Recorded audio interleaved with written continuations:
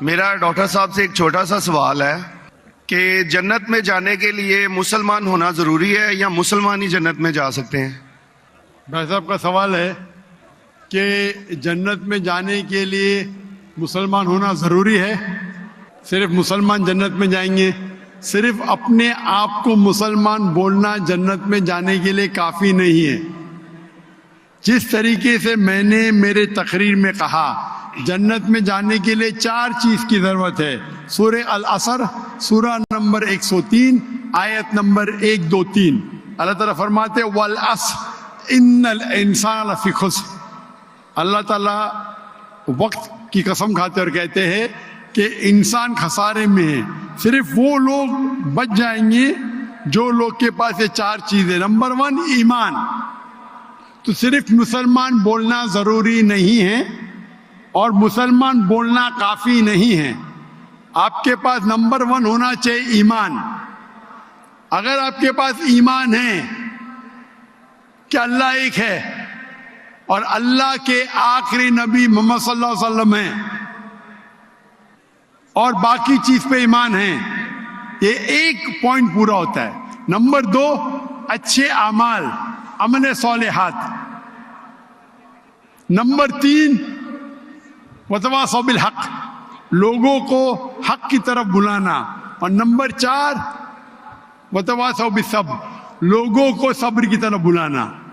تو اس آیت سے ہمیں پتہ لگتا ہے کہ جو آدمی, جو انسان اللہ کے علاوہ دوسرے اور کی عبادت کرتا ہے وہ غلط ہے, وہ جنت میں کبھی بھی نہیں جائیں گے. اور یہ سارے کتابوں میں لکھا ہے, ساری مذہبی کتابوں میں, چاہے بائبل ہو, اولڈ ٹیسٹمنٹ ہو, نیو ٹیسٹمنٹ ہو, دھما پڑھ ہو, بدھسٹ کی کتاب ہو, وید ہو, سارے میں لکھے لائے.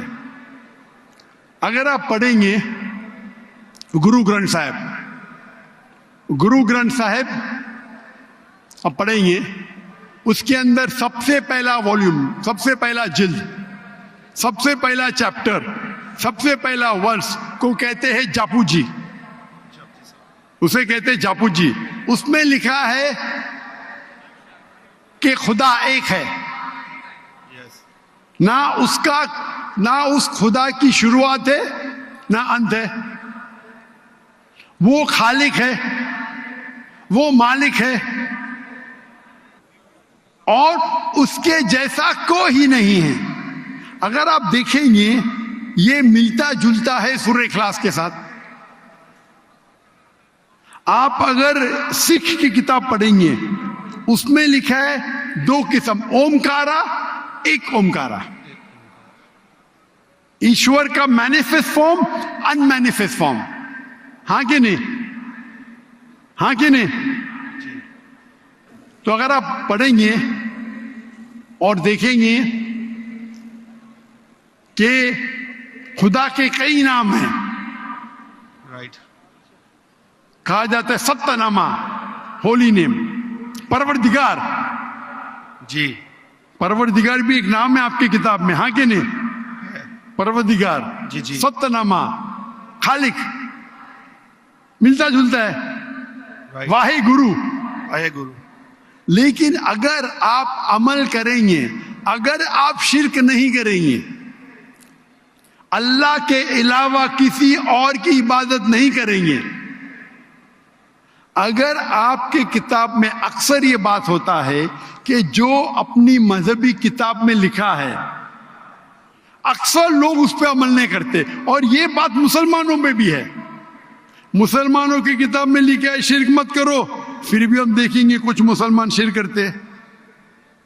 تو اگر قرآن میں لکھا ہے شرک مت کرو اور آپ شرک کریں گے اور کہیں گے میں مسلمان ہوں تو جنت میں نہیں جائیں گے. آپ سمجھ رہے بھائی صاحب؟